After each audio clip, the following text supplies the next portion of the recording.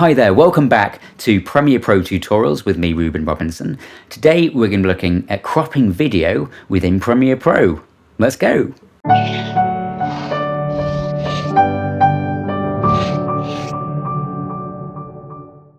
So cropping a video in Premiere Pro. I've got a timeline open and I want to crop this image here so I just see this house. So what I'm going to do, I'm going to go into my effects panel and I'm going to type in crop. And as you can see, it comes up here just underneath transform. I'm going to grab crop and I'm going to put it onto my footage, and then it will, if I scroll down here, it will come up in the effects controls. Here you can change the amount from the left, amount from the top, amount from the right, and amount from the bottom. So I'm going to keep that house there like that.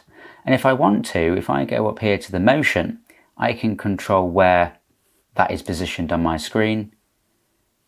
And obviously I can change the scale of that as well. Okay, it's that simple, guys. To help us bring you more content, please support us by subscribing to our channel.